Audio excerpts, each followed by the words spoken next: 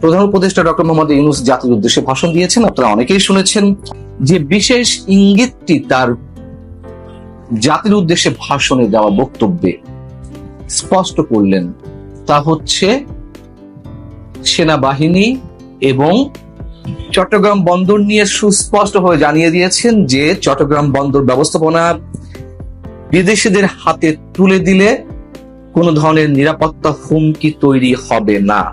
DP ওয়ার্ল্ডকে Dubai ভিত্তিক প্রতিষ্ঠান বহুজাতিক কোম্পানি ডিপি ওয়ার্ল্ডকে এই বন্দর পরিচালনার জন্য তুলে দেওয়া হচ্ছে। এই ডিপি ওয়ার্ল্ড যেখানেই কাজ করেছে মার্কিন স্বার্থ তারা কাজ করেছে, মার্কিন স্বার্থকে তারা প্রাধান্য দিয়েছে। আমরা জানি যুক্তরাষ্ট্রের নৌবাহিনীর সঙ্গে তাদের একটি সখ্যতা রয়েছে, ব্যবসায়িক সম্পর্ক রয়েছে। সেই জায়গা থেকে তিনি বলছেন যে না, কোনো সমস্যা হবে না।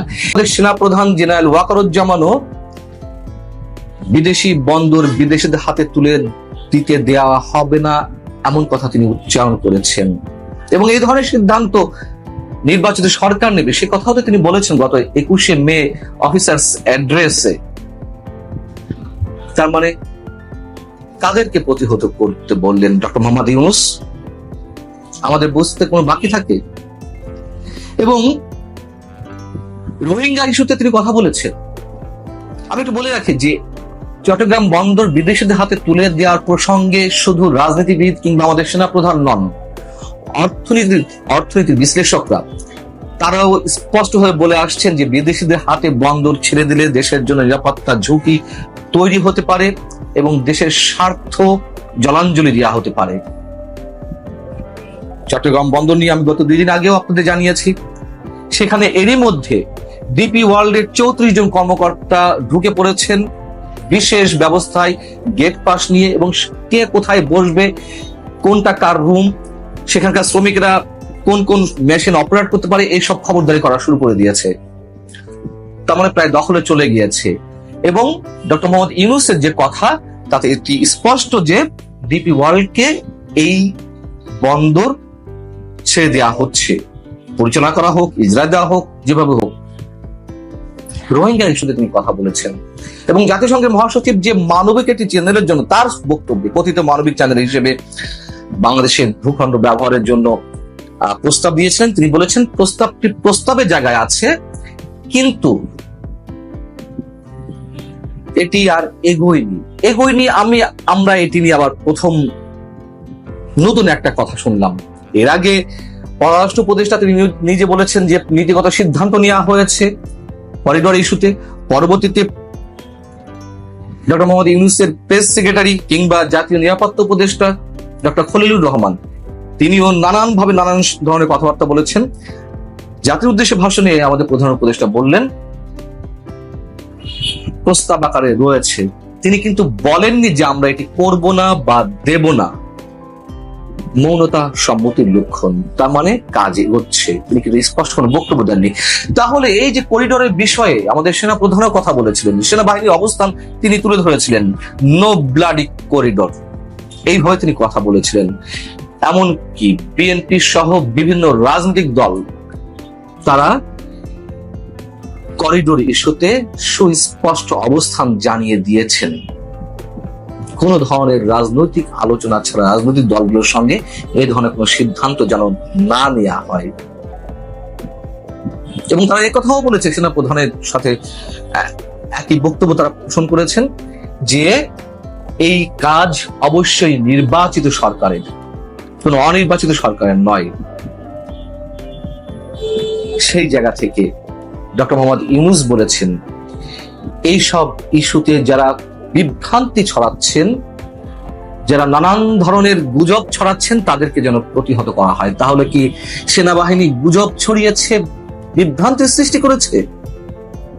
বিএনপি সহ বাম রাজনৈতিক দলগুলো যে বক্তব্য দিচ্ছে, তারা দেশের স্বাধীনতা সার্বভৌমত্ব রক্ষার জন্য এই কথিত করিডোর বা কথিত মানবিক চ্যানেল না দেওয়ার জন্য যে আহ্বান জানাচ্ছে, তারা বিভ্রান্তি ছড়াচ্ছে, মানুষের কাছে গুজব ছড়াচ্ছে।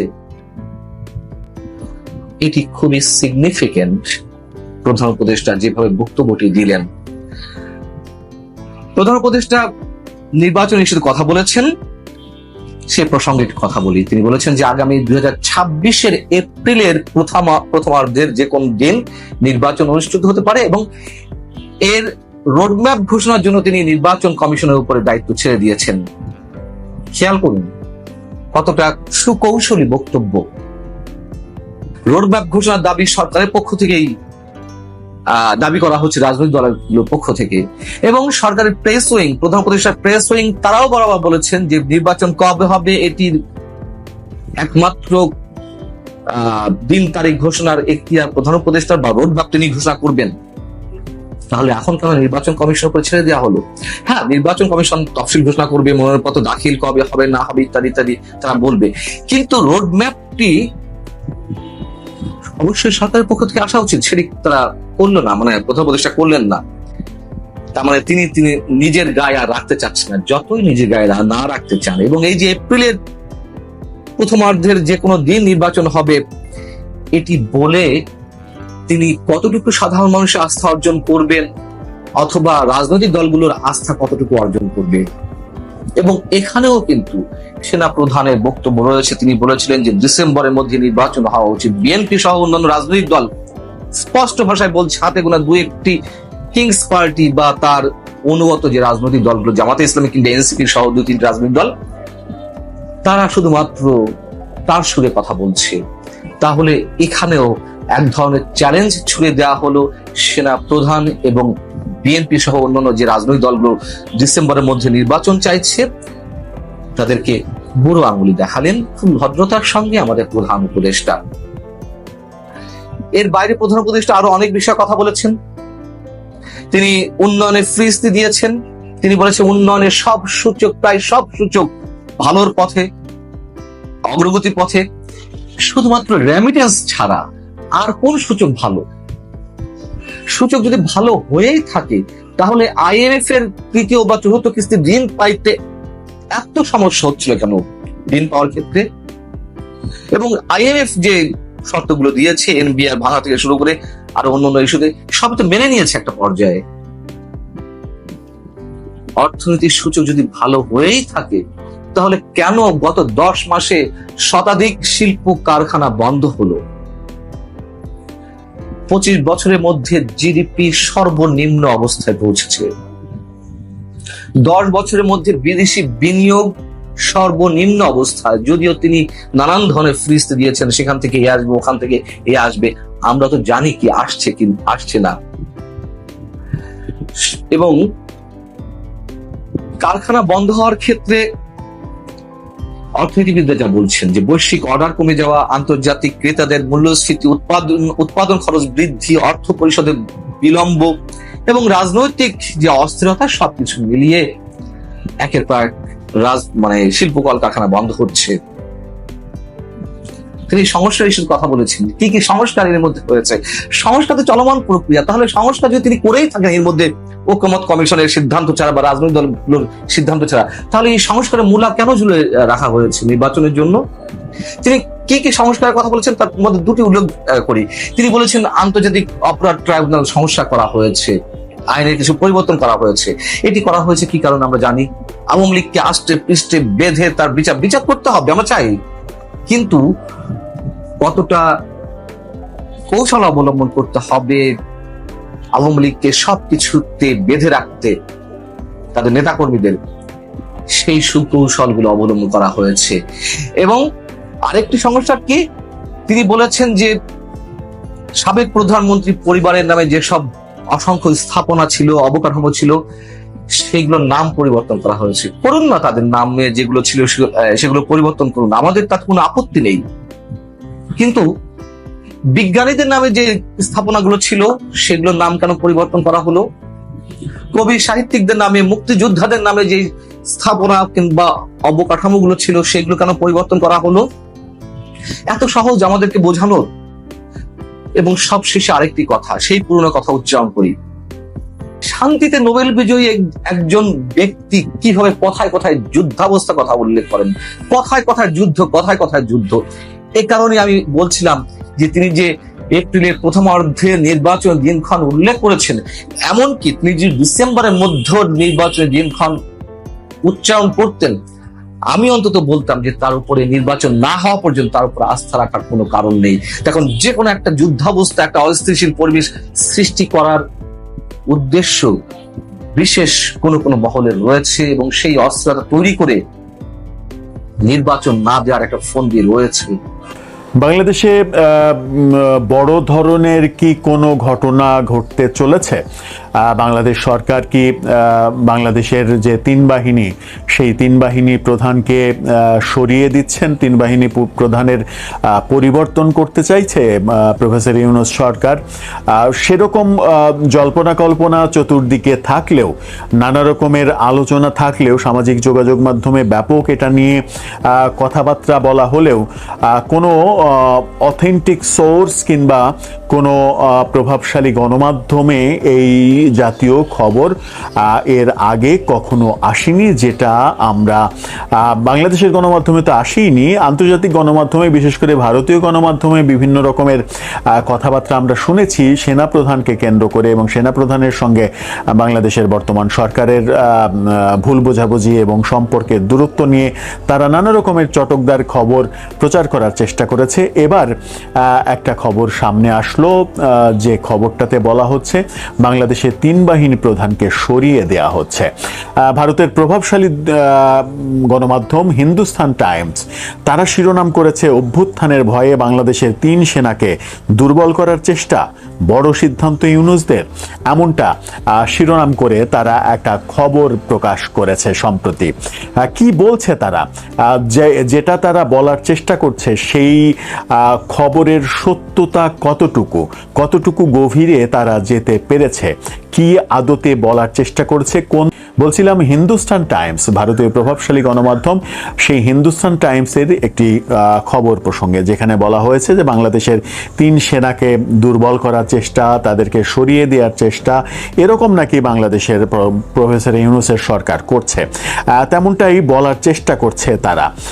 তারা বলছে দক্ষিণ পূর্ব এশিয়ার পরিস্থিতি বেশ উত্তপ্ত রয়েছে, আরাকান আর্মিও চিন্তা বাড়াচ্ছে। সেই আবহে এবারের বাজেটে প্রতিরক্ষা খাতে বাংলাদেশ কত বরাদ্দ করে সেদিকে তাকিয়েছিলেন অনেকে, কিন্তু 2025-26 অর্থবর্ষে যে বাজেট পেশ করা হলো বাংলাদেশে, তাতে প্রতিরক্ষা খাতে বাজেট বেশ খানিকটা কমিয়ে দিল মোহাম্মদ ইউনূসের সরকার। সেখানে তারা বলছে যে 2025-26 অর্থবর্ষের প্রস্তাবিত যে বাজেট পেশ করা হয়েছে, তাতে প্রতিরক্ষা খাতে বাজেটের অঙ্কটা হলো 40,698 কোটি টাকা, অর্থাৎ যে অঙ্কটা গত অর্থ বছরের চেয়ে 1,316 কোটি টাকা কম। গত বছরে 42,014 কোটি টাকা বরাদ্দের প্রস্তাব দেয়া হয়েছিল। তার মানে হিন্দুস্তান টাইমস বলার চেষ্টা করছে বাজেটে 1,000 কোটি টাকারও বেশি প্রতিরক্ষা খাতে কমিয়েছে সরকার, এবং সরকার নাকি চাইছে যে প্রতিরক্ষা খাতের প্রধান যারা, তারা একটু ক্রাইসিসের মধ্যে থাকুক, তাদের একটা ক্রাইসিস তৈরি করা হচ্ছে যেন তারা কোনোভাবে সরকারের বিরুদ্ধে কোনো ধরনের কোনো পদক্ষেপ কিংবা কোনো ধরনের কথাবার্তা না বলে কিংবা বলার চেষ্টা না করে। ইতিমধ্যে আমরা সেনাপ্রধানের নানা রকমের কথা শুনেছি। সেনাপ্রধান নির্বাচন নিয়ে বারবার তাগাদা দিয়েছেন, ডিসেম্বরে নির্বাচনের কথা বলেছেন। করিডোর বিষয়ে শুধু সেনাপ্রধান না, তিন বাহিনী প্রধানই স্পষ্ট করে বলেছেন যে দেশের সার্বভৌমত্বের বাইরে গিয়ে সার্বভৌমত্ব, নিরাপত্তা অক্ষুণ্ণ থাকবে না, এরকম কোনো সিদ্ধান্তে তারা যাবে না। সুতরাং একটা যে বিভক্তি রয়েছে এটা সত্য, কিন্তু হিন্দুস্তান টাইমস বলার চেষ্টা করছে যে সরকার বাজেট কমিয়ে এক ধরনের চাপ সৃষ্টি করতে চাইছে তিন বাহিনীর ওপরে। প্রশ্ন উঠেছে এরকম পরিস্থিতিতে কেন আচমকা প্রতিরক্ষা খাতে বাজেট কমানোর পথে হাঁটলো বাংলাদেশের অন্তর্বর্তীকালীন সরকার। সামরিক অভ্যুত্থানের যে জল্পনা ছড়িয়েছে তাতে আতঙ্কিত হয়েই কি তিন বাহিনীকে আরো দুর্বল করে দিতে চাইছেন বর্তমান সরকার? যদিও সেই প্রশ্নের কোনো উত্তর মেলেনি, তারা অবশ্য স্বীকার করছে যে এই প্রশ্নের কোনো উত্তর মেলেনি। এরপরে এরপরে এই কথাগুলোই তারা বলতে চাচ্ছে, যেটা খুবই ইম্পর্টেন্ট ব্যাপার।